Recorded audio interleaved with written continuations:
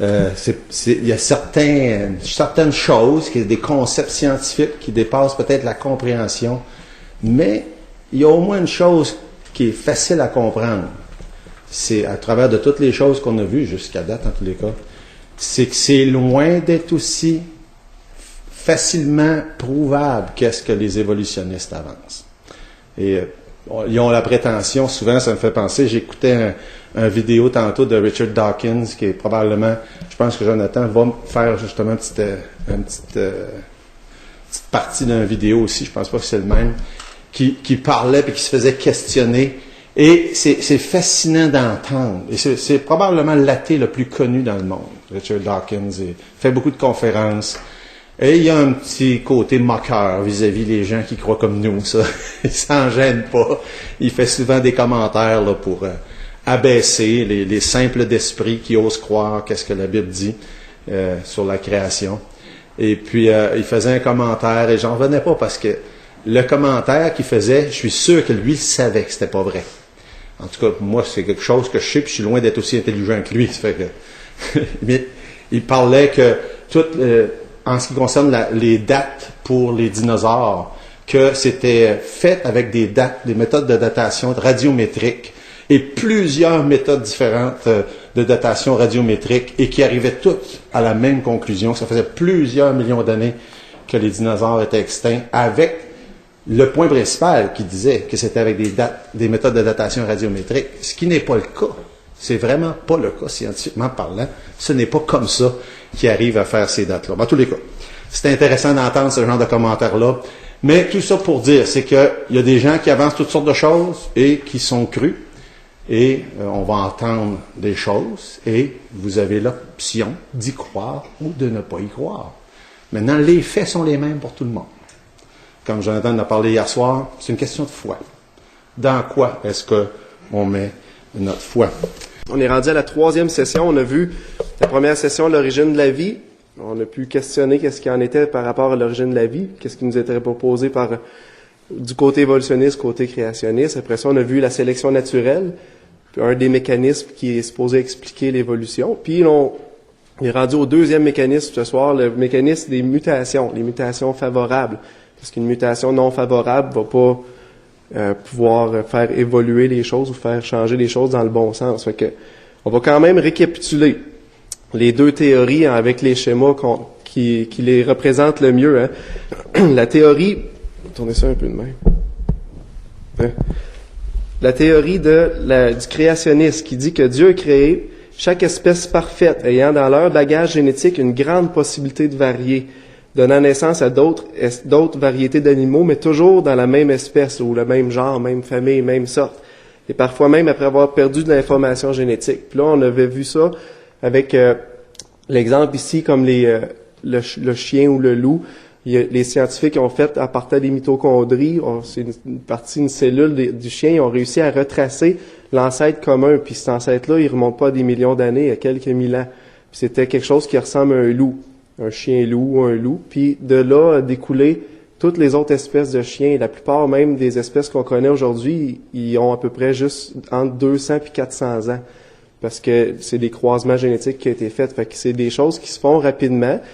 On part comme la théorie créationniste l'enseigne, on part d'une espèce qui avait le bagage génétique avec la possibilité de varier, et on varie pour arriver à la fin à quelque chose qui est un peu moins d'informations génétiques, mais qui est dans la même famille encore, comme le chihuahua ou d'autres, les caniches. Là, je veux pas insulter personne qui a un chien comme ça, mais de toute évidence, il y a moins d'informations génétiques que son ancêtre ou quelque chose qui ressemblait à un chien ou un loup. Quand on parle de créationnisme, on parle d'une forêt au lieu d'un arbre évolutif, hein, vous vous en souvenez, où ce que chaque branche, c'est la sorte ou l'espèce que Dieu avait créée. On a l'espèce des félins, mettons, avec tous les chats qui ont pu en sortir, avec le bagage génétique qui était varié, ont pu se différencier en différentes choses. Puis ensuite, on a la même chose pour tout le vivant, là, les plantes, les bactéries, les mammifères, les reptiles. Chacun aurait sa branche, puis la possibilité de varier, puis faire les espèces comme on les voit, puis on les connaît aujourd'hui. Ensuite, il y aurait eu un déluge.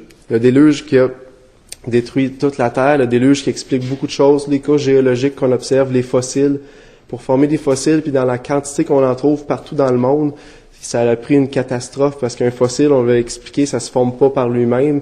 C'est pas un poisson mort qui tombe dans le fond de l'eau qui va faire un fossile, il va se faire manger, décomposer, il restera pas de traces de ça. Ça faut qu'il soit enseveli dans des sédiments pour que là, il puisse laisser une empreinte. Fait que, il y a eu un déluge qui expliquerait les quantités énormes de fossiles qu'on a au travers le monde, une catastrophe. Ça expliquerait aussi le pétrole, expliquerait le charbon. Hein. On avait parlé, pour former du pétrole ou du charbon, c'est pas juste prendre des matières organiques puis les mettre dans une place puis attendre, ça va faire du compost aujourd'hui, hein, on appellerait ça. Il faut que ces matières organiques-là, les plantes, les herbes, les végétaux aient été emprisonnés dans quelque chose de comme la boue pour pouvoir se transformer. Puis le déluge, ça expliquerait vraiment bien ces choses-là. Puis ensuite, le déluge, après le déluge, les animaux ont sorti de l'arche, chacun selon leur famille, comme Dieu avait dit, puis là, ils ont continué à varier puis à se différencier.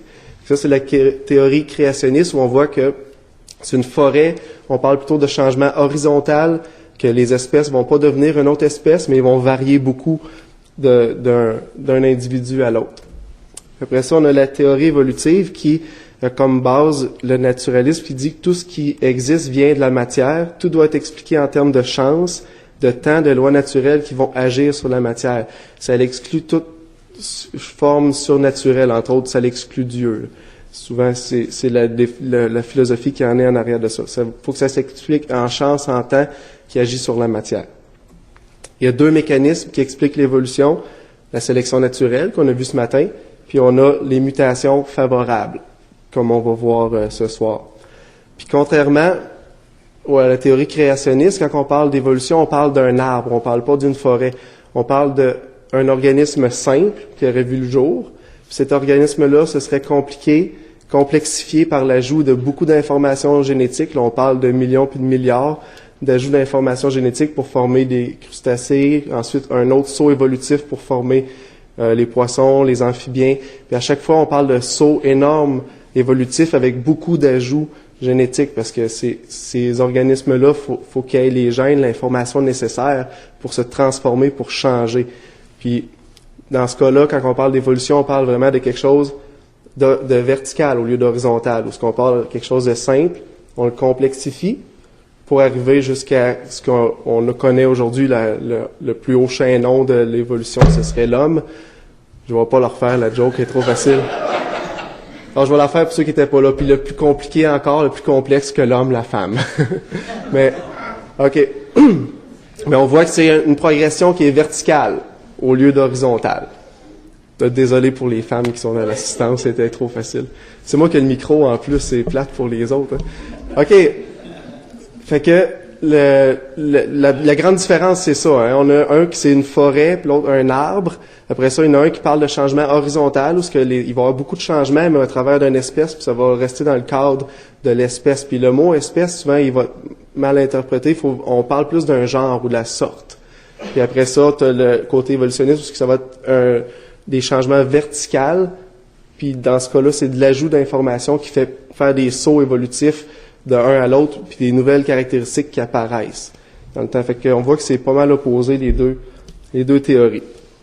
Bon, mutation, c'est le sujet d'aujourd'hui. Une mutation, c'est un changement au niveau de l'information génétique originale qui peut se transmettre aux générations suivantes. C'est le deuxième mécanisme utilisé par les évolutionnistes pour expliquer leur théorie.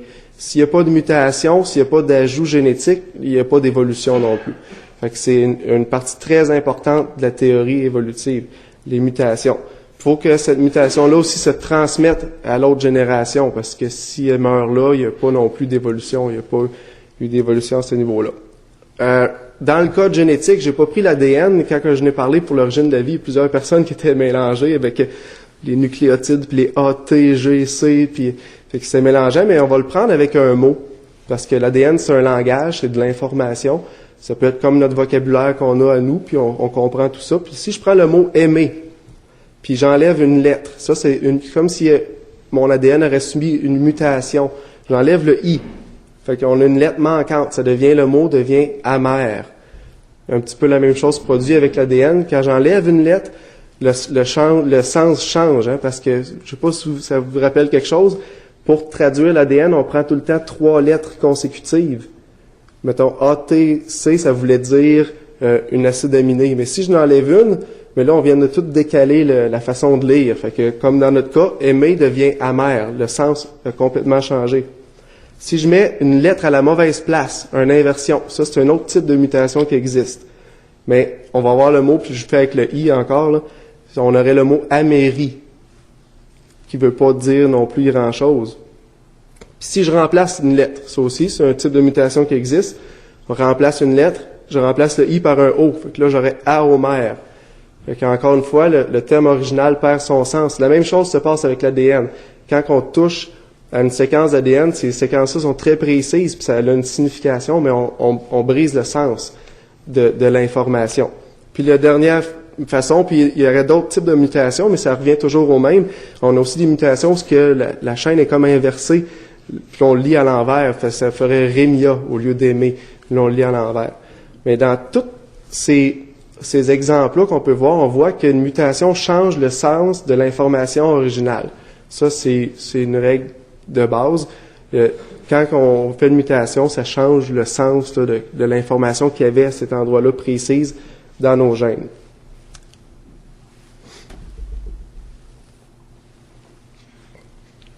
Bon, d'après l'hypothèse évolutive, la survie du plus apte passe par des mutations favorables de l'individu. Car si la mutation est défavorable, mais cette dernière va être appelée à disparaître par la sélection naturelle, comme on l'a vu. Si tu as une mutation qui te nuit à un organisme, mais elle va pas rester éventuellement. Cet organisme-là étant moins bien adapté, va disparaître. Il sera pas capable de se reproduire puis de passer ses gènes au prochain. L'accumulation de mutations favorables, nous dit-on, finirait par transformer une espèce en une nouvelle espèce. Puis là, j'ai mis des points d'interrogation parce que ces mutations favorables-là, est-ce qu'on en connaît? Puis on va le voir un petit peu plus loin. Les mutations favorables, on va casser le punch, on le verra un petit peu. On ne trouve pas dans la littérature aucun cas, honnêtement, documenté de mutations favorables qui augmentent le bagage génétique. On parle d'évolution, on parle d'une cellule simple qui va se complexifier pour voir apparaître des nouveaux éléments, pour finalement arriver à quelque chose de beaucoup plus complexe. On peut parler d'une bactérie qui est devenue un invertébré ou comme un ver ou une méduse, ou après ça les poissons, les insectes. On voit qu'il a fallu qu'il y ait beaucoup d'ajouts génétiques là, pour que les organismes puissent changer. Puis on n'a pas présentement d'exemple de mutation favorable. Ça n'existe pas, ça. Fait que, au contraire, les mutations connues travaillent dans le sens contraire à ça, que prône la théorie évolutive, puis ça réduit l'information génétique, ça change le sens. Un peu comme on a vu tantôt avec le mot aimer. Quand tu as une mutation dans ton mot aimer, ça change le sens de ton information, puis ça a tendance à faire diminuer ton information génétique et non pas augmenter. Fait que ça va à contre-courant, on pourrait dire. Puis là, on va voir quelques exemples. Puis on va même voir des exemples qui semblent être un avantage évolutif, mais en fait, quand on les étudie comme il faut, ça n'est pas. Celui-là, personne ne va argumenter, c'est pas un avantage évolutif. C'est les gens qui souffrent d'anémie à hématite falciforme. Ça, c'est qu'est-ce qui arrive, c'est dans leur globule rouge, il y a quelque chose qui s'appelle l'hémoglobine, une protéine qui sert au transport, entre autres, de l'oxygène. Puis, ils ont une mutation dans leur protéine qui sert à transporter l'oxygène. Hein. Une mutation d'un seul acide aminé dans la chaîne de protéines de l'hémoglobine et la personne souffre d'anémie. Ici, là, on le voit, là, ça, ce serait la chaîne normale, en théorie, mais on a 146 comme ça, acides aminés qui s'enlignent. Mais la 6e, là, est changée. On a une valine au lieu d'une glucine. Qu'est-ce que ça fait? Ça fait que ton hémoglobine, ton globule rouge, au lieu d'être beau et rond comme ça, mais il se ramasse un petit peu difforme. Puis dans les vaisseaux sanguins, quand tu arrives dans les petits capillaires, mais ces globules rouges-là, ils circulent pas bien. Dans les petits capillaires, ça respire, ça forme des petits caillots, entre autres. Ces globules-là, ils vivent beaucoup moins longtemps, fait que t'es tout le temps en constante besoin de sang, ou on dirait qu'il te manque tout le temps quelque chose, tout le temps faible, hein, c'est ça l'anémie, parce que t'as pas le transport d'oxygène qui est nécessaire, t'as plein de petits vaisseaux qui sont toujours bloqués ou des problèmes. Les gens qui souffrent de ça, ils ont des grandes difficultés à survivre, ils vivent beaucoup moins longtemps qu'une personne normale. Ça n'est un exemple de mutation où on a un changement. Tantôt, on avait le mot « aimer », on enlevait le « i » puis on mettait le « o », ça faisait « aomer ». Mais ce serait le même type, un langage où il y a un changement. Puis qu'est-ce qui en découle? Il en découle une maladie. Il y a un cas qui semblerait avantageux. Il y a des gens qui sont immunisés contre le sida. Si je vous dis ça, un virus qui est assez ravageur, qui a beaucoup de monde d'impacté au travers de notre planète. Puis il y a des gens qui sont immunisés contre ça. Les gens chez qui on observe une résistance naturelle contre le sida ont subi une mutation, rendant la molécule CCR5 absente. Ceci représente une perte d'information génétique. OK, je vais le schématiser. Bon, là, ici, on a notre virus du sida, le HIV, qui, lui, il se promène. Il cherche une place pour pouvoir infecter. Fait que là, il est dans notre sang, il se promène. Puis là, il voit des cellules. Ses cellules préférées, lui, c'est les lymphocytes T ou c'est nos cellules immunitaires. Hein. Les gens qui souffrent du sida, ils ont une déficience immunitaire. Hein, puis ils meurent de d'autres choses, la grippe ou d'une pneumonie ou parce que leur système de défense est vraiment affaibli et il est mort. Fait que là, habituellement, le virus comme ça se promène. Puis là, il se colle aux cellules, puis là, il regarde. Puis là, quand il en touche une cellule immunitaire comme un lymphocyte, il s'accroche après. Il s'accroche au niveau de certains récepteurs. Puis tu as le CD4 ici, mais tu as un petit récepteur qui est le CCR5 qui est au niveau de nos cellules. Fait que c'est comme la poignée de porte, dans le fond. Le virus passe vis-à-vis la cellule immunitaire, hop, il y a une poignée de porte, il ouvre la porte, puis il rentre. C'est un petit peu ça qui se passe. Dans le cas des personnes qui sont résistants au sida, ou qui ont cette immunité-là, mais la poignée de porte, elle a juste disparu. Ils ont une mutation qui fait que leur lymphocyte n'exprime pas cette molécule-là. Fait que là, le virus se promène, il va se coller sur la cellule immunitaire. Habituellement, il ouvre la porte, mais là, il n'y a pas de poignée. Fait que là, il va pas pouvoir. Fait qu'il va continuer, il va se promener, puis il va continuer ailleurs. OK, est-ce que c'est une mutation qui explique l'évolution? Mais la réponse, c'est non, parce qu'on n'a pas un gain. On n'a pas rien gagné à ce niveau-là. On a perdu de l'information génétique. Hein. Puis si on veut suivre le raisonnement évolutif, on est parti d'une cellule simple, puis on a complexifié nos structures, on a des nouvelles choses qui ont apparu, puis ça s'est beaucoup complexifié. Fait que ça va pas dans le sens d'une perte d'information. Dans ce cas-là, les gens qui ont ce récepteur-là qui est absent, ils ont une réponse immunitaire moins bonne aussi que des personnes qui l'ont. Fait qu'on voit que à ce niveau-là, c'est une perte d'information génétique et non pas un gain. Fait que ça joue pas dans le bon sens pour prôner l'évolution. Un autre exemple qu'on a, il y a des gens qui sont résistants à la malaria. Puis les personnes, comme la plupart de nous ici, on n'est pas résistants. Fait qu'on aurait le grand N, ça veut dire un gène normal du papa, un gène normal de notre maman, fait qu'on n'est pas résistant à la malaria. T'as des gens qui, eux autres, ils ont un gène mutant, puis qui changent un peu leur hémoglobine, puis on va le voir un petit peu plus tard, mais ils sont résistants. Fait qu'ils ont un gène normal qui vient du père ou de la mère, mais un gène mutant. Puis le M, ça va être pour mutant. Fait que lui, il était transformé, on parle de mutation. Puis on a des gens qui ont les deux gènes mutants. Ils ont reçu de leur père et de leur mère les deux gènes mutants. Ceux-là, eux autres, ils vont être anémiques, puis ils vont vivre beaucoup moins longtemps, leurs globules vont être difformes, un peu comme tantôt on voyait, les mêmes problèmes vont en découdre. Fait que, on voit, ça c'est des possibilités qu'on a à ce niveau-là. Soit qu'on n'est pas résistant du tout, on a les gènes normaux, soit qu'on a un gène mutant, un gène normal, là on devient résistant à la maladie comme la malaria, ou on a les deux gènes mutants, mais dans ce cas-là on est anémique. Fait que, si on prend deux personnes résistantes, ce qui semble pourtant un avantage, tu sais, t'es résistant à la malaria, ça semble un avantage. Puis, eux, ils ont des enfants. Qu'est-ce qu'ils vont avoir comme progéniture, on pourrait dire? Ben, ils ont 25% des chances d'avoir des enfants qui vont pas être résistants du tout, hein, qui vont être normales, qui vont avoir des gènes normaux. Ils vont avoir 50% de leurs enfants qui vont être résistants. Eux autres vont avoir un gène mutant et un gène normal. Mais ils vont avoir aussi un autre 25%, un enfant sur 4 qui va être anémique. Parce qu'il va avoir eu les deux gènes mutants de ses parents. Fait que certaines personnes sont résistantes à la malaria parce que les globules rouges ont subi une mutation. On regarde les résultats. 25% de leurs enfants vont mourir d'anémie. 25% de leurs enfants vont être susceptibles de contracter la malaria. Fait que évolutivement, est-ce que c'est quelque chose qui semble prôner une augmentation d'un bagage génétique, puis que ça soit favorable? Mais c'est vraiment très coûteux pour comme mutation pour l'être humain. C'est-à-dire, un enfant sur 4 va mourir. Fait que c'est vraiment un coût énorme. Fait que non, il ne s'agit pas d'une mutation favorable dans ce cas-là. Résistance aux antibiotiques. Ça, c'est qu'est-ce qu'on entend le plus souvent parler. Il y a plusieurs voies de résistance aux antibiotiques. Je vais en présenter une. Mais toutes les voies de résistance aux antibiotiques ont le même pattern, sont faites de la même façon. Prenons l'exemple où on a une infection. Là, on va chez le médecin diagnostique notre infection, il dit que ça te prend des antibiotiques parce que c'est une bactérie. Là, il va nous donner des antibiotiques. Cet antibiotique-là va agir sur la bactérie, puis il va soit pénétrer par sa membrane ou agir dans d'autres systèmes, puis ça va la tuer. Les bactéries, en partant, ont des enzymes qui digèrent les antibiotiques ou digèrent les substances qui leur sont données pour les éliminer à différents niveaux.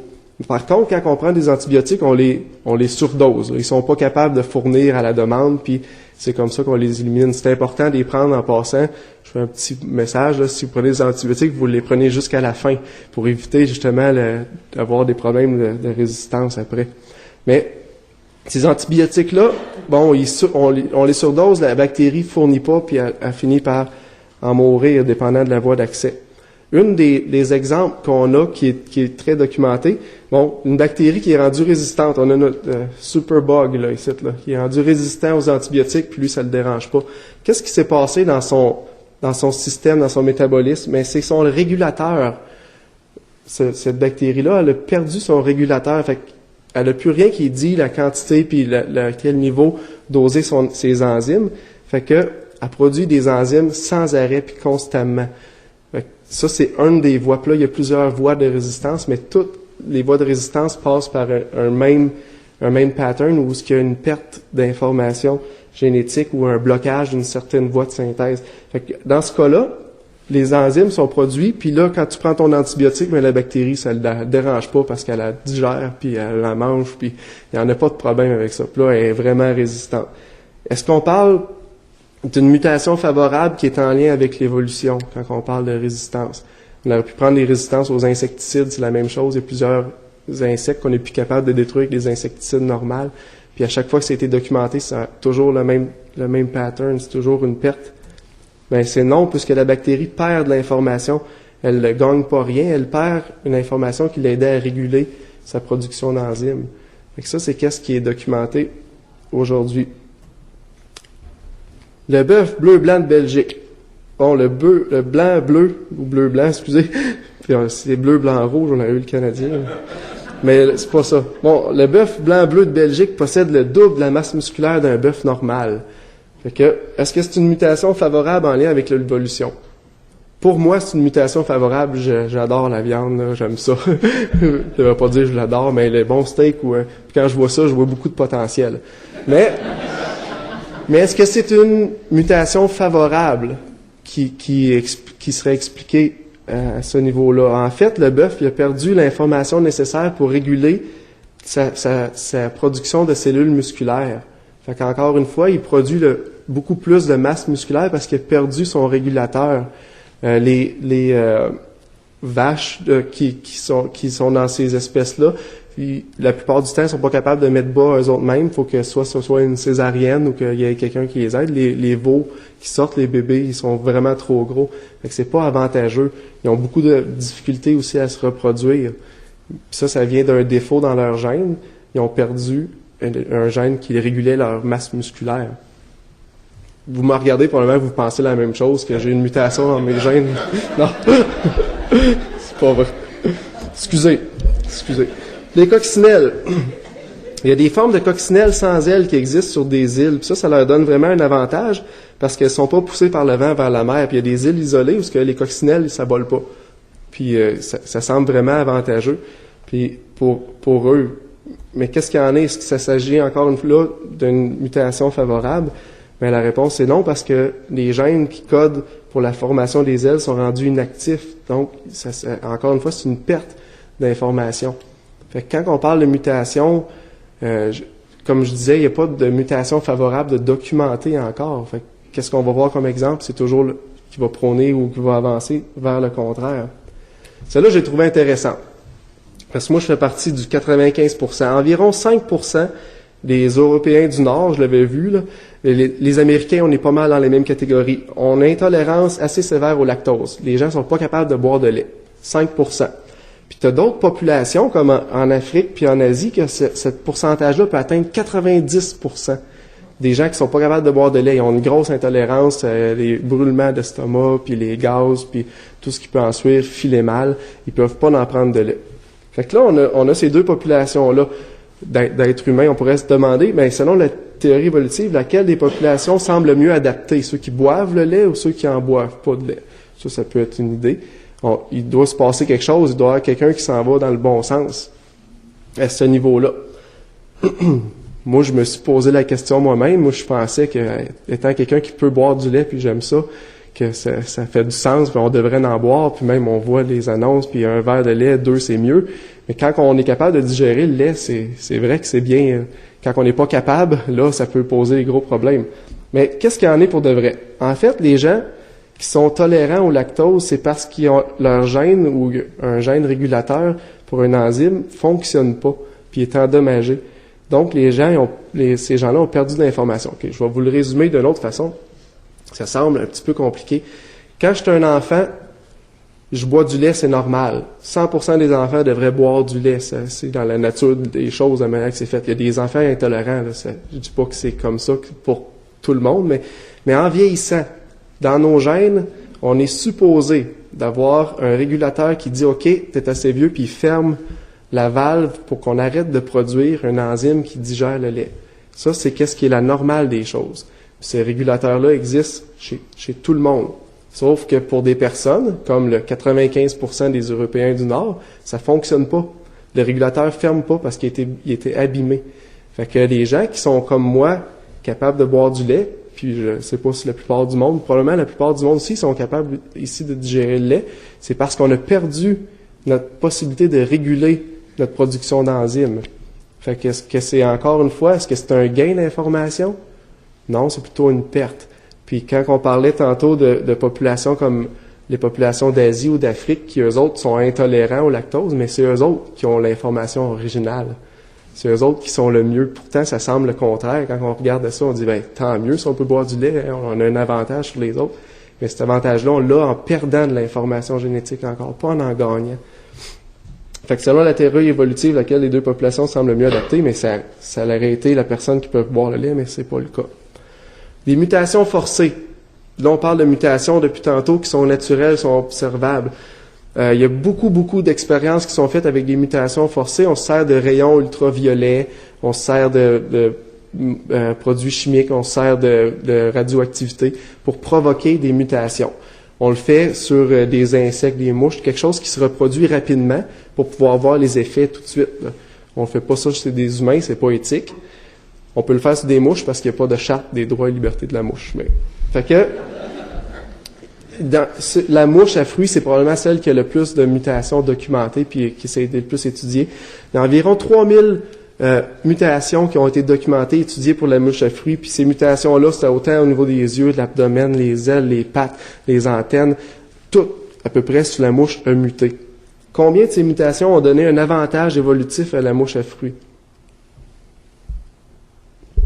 Ben, même celle-là, ici, là, qu'on voit, là, qui semble un avantage. D'habitude, ils ont 2 ailes, maintenant, ils sont rendus à 4, mais ça n'a pas été un avantage pour la mouche, parce que la mouche, maintenant, elle exprime des ailes, qui n'est pas quelque chose de nouveau, elle le faisait déjà avant, sauf qu'ils sont pas rattachés à aucun muscle, aucun nerf, aucun système, fait que les ailes sont là, puis ils bougent pas.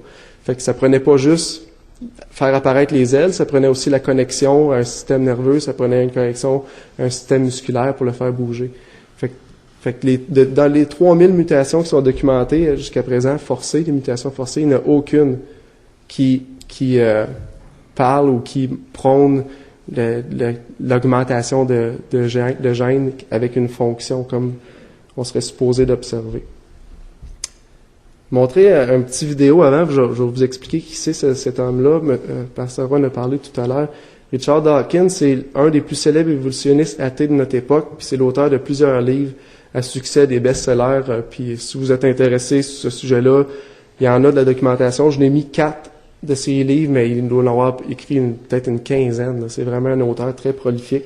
Le dernier livre qu'il a fait, c'est The Greatest Show on Earth, The Evidence for Evolution. On a The God Delusion, ça c'était un best-seller qui parle d'une personne athée. Puis, il y a une question qui lui a été posée par un journaliste créationniste. Je vais l'arrêter, je vais le mettre en pause quand on va voir la question, je vais vous la traduire. Ceux qui ne comprennent pas bien l'anglais.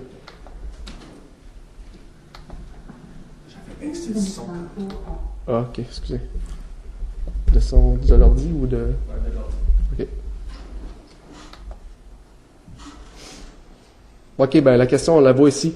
Est-ce que vous pouvez donner un exemple de mutation génétique ou de procédé évolutionniste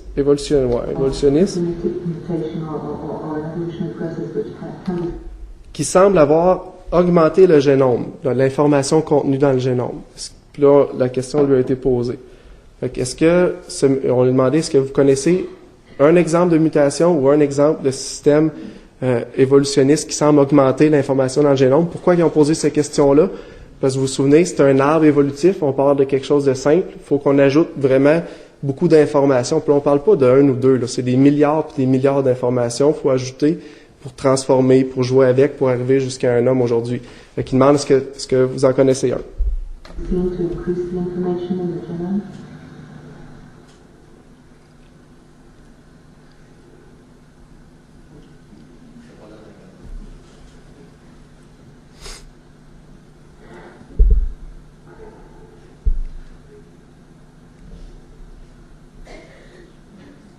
Can you just stop that, I think? Okay. There's a popular misunderstanding of evolution. OK. Là, il répond pas à la question, il passe à un autre sujet après, là. Je l'ai coupé, fait que ça avait pas de lien. Il a pas répondu à la question. Puis il répondra pas. Oh! Pas cliquer sur le bon. Désolé.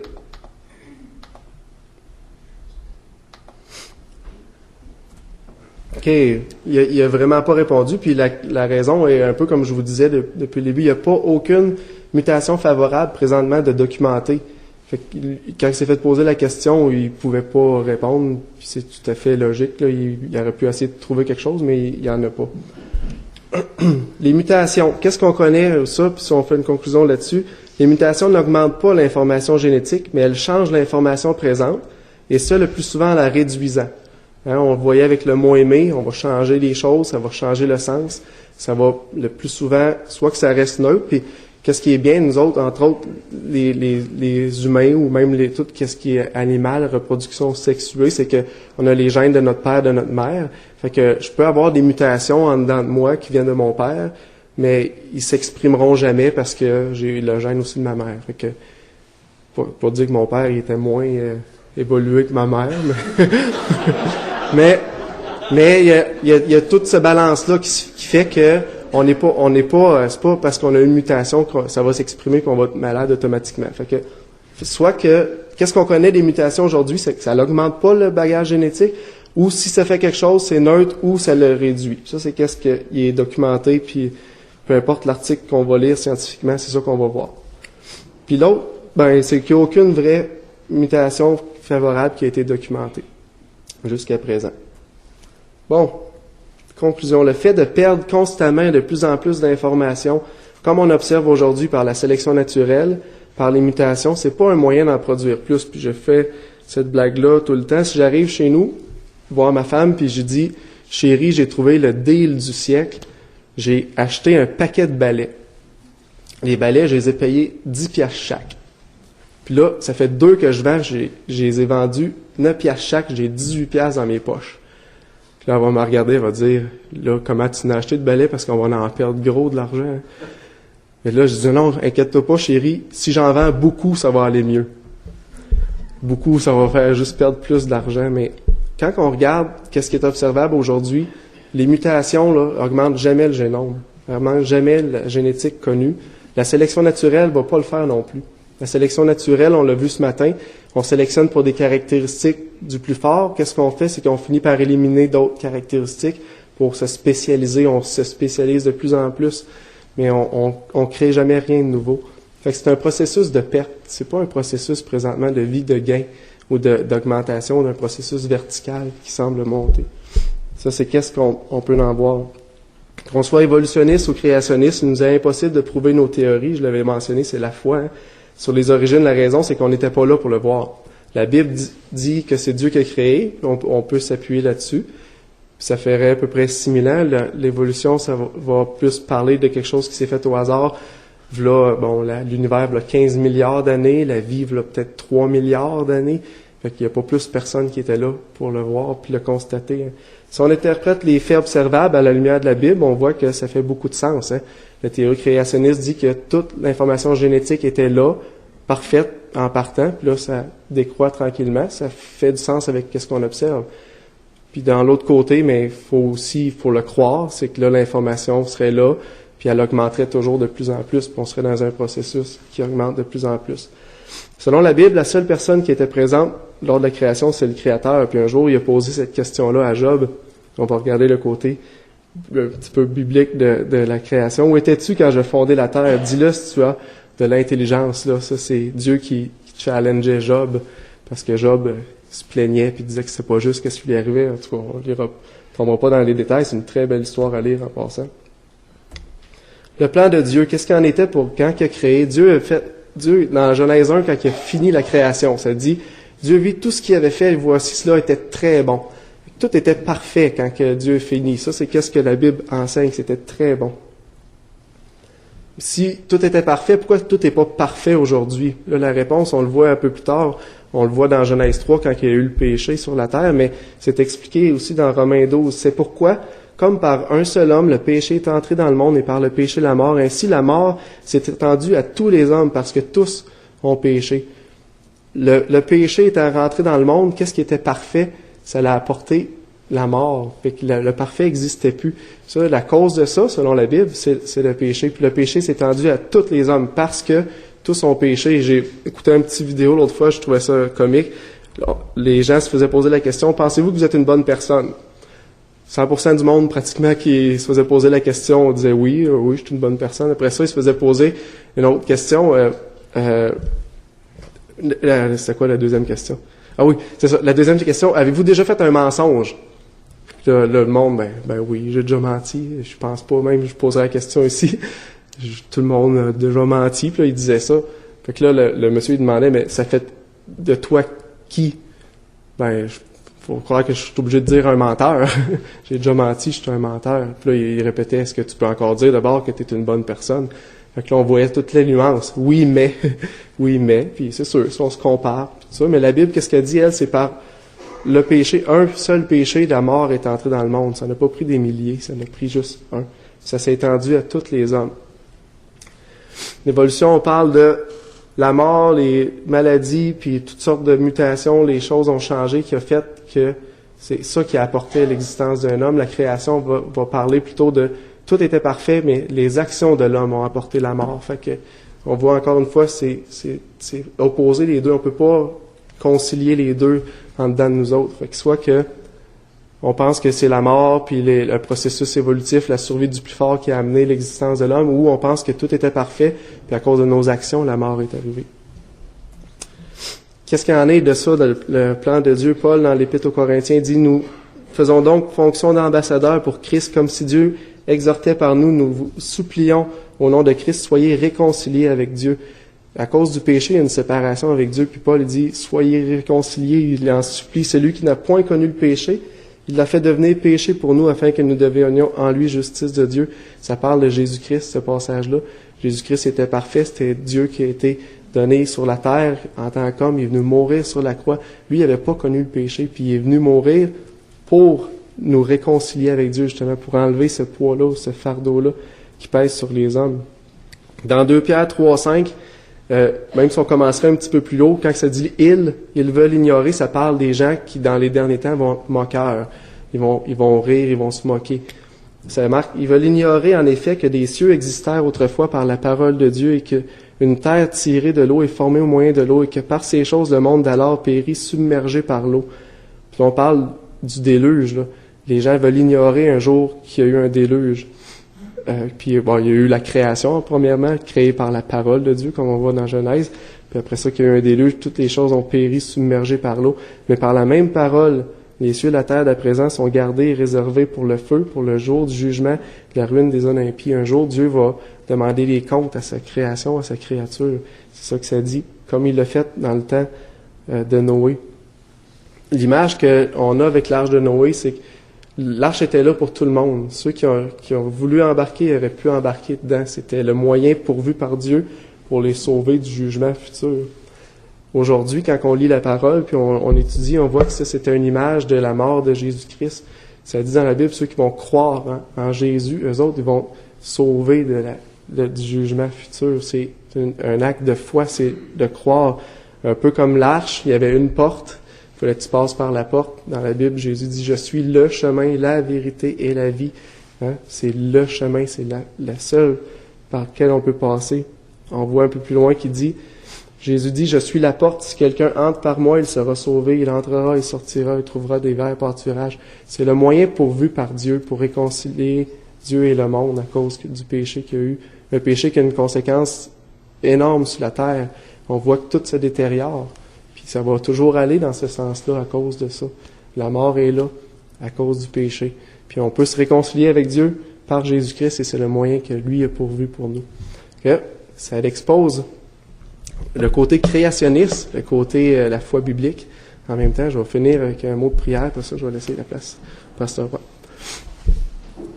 Dieu Tout-Puissant, on te remercie de ta parole, on te remercie de la révélation que tu nous donnes, on te remercie de ce qu'on peut observer, Seigneur, autour de nous, ce qui est observable et visible, Seigneur, à l'homme, ce qui est même invisible maintenant, qu'on a la capacité de voir au travers de microscopes, également ce qui est très loin éloigné, les télescopes, on peut voir ta grandeur.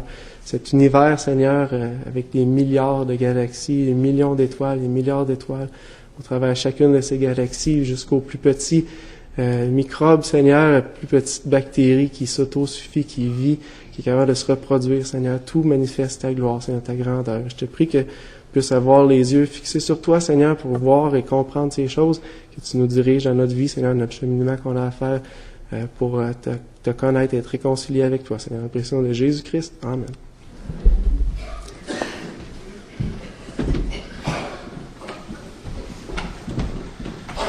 Comme je l'avais dit, je suis sûr que vous avez apprécié tellement une belle présentation.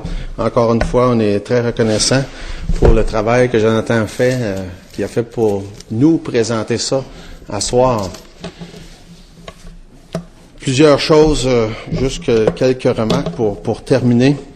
Un des documents que j'ai eu le plaisir de regarder dernièrement, c'est un comédien qui s'appelle Ben Stein, qui a ramassé de l'information pendant plusieurs années sur le sujet de pas seulement l'évolution versus la création, mais de comment ce sujet-là est traité par les médias, dans les universités, dans les écoles. Un documentaire très intéressant, s'appelle Expelled, et faisant allusion au fait que dans les universités, dans les éditorialistes, dans les journaux, dans les revues, les gens qui écrivent des livres, aussitôt que quelqu'un ose poser la question, peut-être qu'on devrait donner un peu d'attention à l'idée d'une intelligence qui aurait pu être à l'origine de la vie. Et les gens se font systématiquement barrer. On parle en grande partie aux États-Unis, mais en Europe aussi, dans les universités, ils peuvent plus écrire dans certains journaux, ils peuvent plus publier de livres. C'est vraiment, puis il a fait le tour littéralement de la planète, interviewant plein de monde, dont justement Richard Dawkins, et son interview avec Dawkins est quand même très intéressant. Et un des commentaires que Ben Stein fait à la fin, il dit, on pourrait voir Dieu au travers de la création si seulement on avait le droit de le présenter. Et c'est rendu au point, dans les écoles, on n'a plus le droit même de présenter ça comme une option. Et c'est vraiment rendu, ça s'empire de plus en plus. Il y a vraiment un phénomène qui existe, grandissant, là, de opposer à tout prix que les gens présentent ce que nous, on a entendu ce soir. Évidemment, c'est dans une église. L'année passée, il y avait eu une autre église de la région de Sherbrooke qui a voulu faire un genre de présentation comme ça au cégep. Je ne sais pas si vous vous souvenez d'avoir entendu parler de toute la réaction que ça a suscité. Et ça, c'est un exemple de ce qui se passe à chaque fois qu'on veut parler de ce sujet-là librement. Et ça peut arriver, peut-être dans le futur, on aura encore moins de liberté que qu'est-ce qu'on a même ce soir, d'en parler de cette manière-là. Vraiment, je ne veux pas sonner conspirationniste, là, mais il reste là qu'il y a presque comme un genre de conspiration pour faire taire toutes les voix des gens qui osent seulement juste dire, ben, peut-être que on peut noter dans toutes les évidences qu'il y a vraiment les signes d'un créateur. Et ce qu'on a entendu hier soir, ce matin, puis hier soir, nous montre ça très clairement. Juste attirer votre attention encore dans le dernier passage que Jonathan lisait tantôt, et dans 2 Pierre, chapitre 3, et à la fin, ça dit, verset 10, il dit, « Le jour du Seigneur viendra comme un voleur. En ce jour, les cieux passeront avec fracas, les éléments embrasés se dissoudront, la terre avec les œuvres qu'elle renferme sera consumée.